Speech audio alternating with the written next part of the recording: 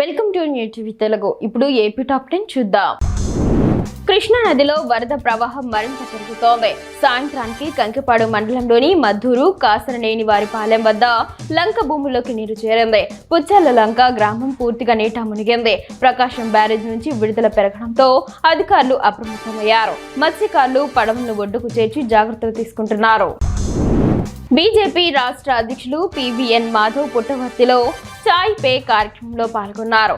RTC bus stand ఆవరణలో ఏర్పాటు చేసిన ఈ చర్చా వేదికలో పుట్టపర్తికి చెందిన పలువురు ప్రముఖులు, ప్రజలు పాల్గొన్నారు. ఈ సందర్భంగా పుట్టపర్తిలో నెలకొన్న సమస్యల గురించి చేపట్టాల్సిన అభివృద్ధి కార్యక్రమాల గురించి చర్చించారు.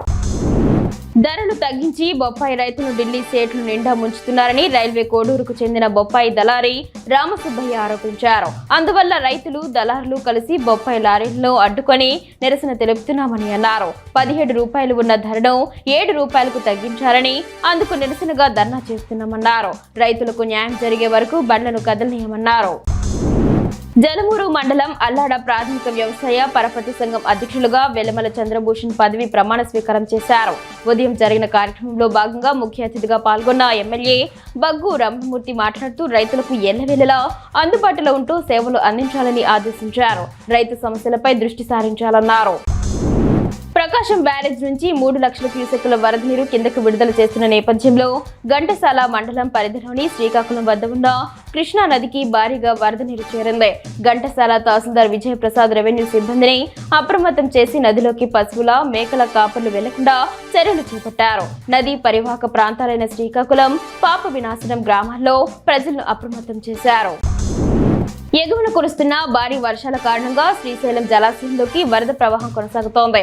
దీంతో అధికారులు ప్రాజెక్టు 8 గేట్లను 10 అడుగులు ఎత్తి నీటిని విడుదల చేస్తున్నారు. ప్రాజెక్టులో ఇన్ఫ్లో 2,93,609 క్యూసెక్లుగా ఉండగా అవుట్ఫ్లో 2,82,502 క్యూసెక్లుగా ఉంది. పూర్తి స్థాయి నీటి మట్టం 885 అడుగులు కాగా ప్రస్తుత నీటి మట్టం 882.80 అడుగులకు చేరుకుంది.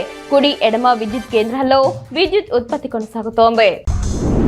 ఒంగోలు పట్టణంలో పోలీసులు ద్విచక్ర వాహనదారులకు జలకిచ్చారు. ద్విచక్ర వాహనాల నెంబర్ ప్లేట్లపై ఏర్పాటు చేసుకున్న పేర్లను తొలగించాలని ఆదేశించారు. అంతేకాకుండా వారికి జరిమానా విధించినట్లుగా డీఎస్పీ శ్రీనివాసరావు తెలిపారు. రెచ్చగొట్టే విధంగా కానీ లేదా రాజకీయ నాయకులకు సంబంధించిన పేర్లను కానీ ద్విచక్ర వాహనాల నెంబర్ ప్లేట్లపై ముద్రించరాదని అన్నారు. అటువంటి వారిపై కఠిన చర్యలు తీసుకుంటామన్నారు. జంగారెడ్డిగూడెం పట్టణంలో cine hero Vijay Deverakonda fans హంగామా చేశారు. గౌతమ్ తెననూరి దర్శకత్వంలో రూపొందించిన కింగ్డమ్ చిత్రం విడుదల సందర్భంగా పట్టణంలోని ఓ థియేటర్ వద్ద అభిమానులు భారీగా ఫ్లెక్సీలు, కటౌట్లు ఏర్పాటు చేశారు. అనంతరం విజయ్ దేవరకొండ కటౌట్ కి పాలాభిషేకం చేసి తీన్మార్ డప్పులు వాయిస్తూ చిందులు వేశారు. ఎస్కోట పట్టణంలోని దేవి గుడి నుండి కాంప్లెక్స్ కి వెళ్లే అరకు విశాఖ ప్రధాన రహదారికి ఇరువైపులా ఉన్న ఆక్రమణలు రెవెన్యూ సిబ్బంది తొలగిస్తున్నారు. పోలీస్ బందోబస్తు నడుమ జేసీబీ సహాయంతో ఆక్రమణలు తొలగిస్తున్నారు.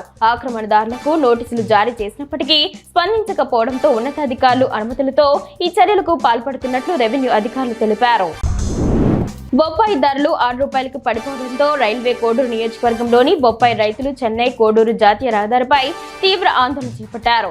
జాతీయ రహదారిపై గడ్డివాము దగ్ధం చేసి రైతులు నిరసన తెలిపారు. దీంతో సుమారు గంట పాటు ట్రాఫిక్ జామ్ అయింది. పోలీసులు రంగప్రవేశం చేసి రైతులతో చర్చించి ట్రాఫిక్ అంతరాయం లేకుండా చేశారు.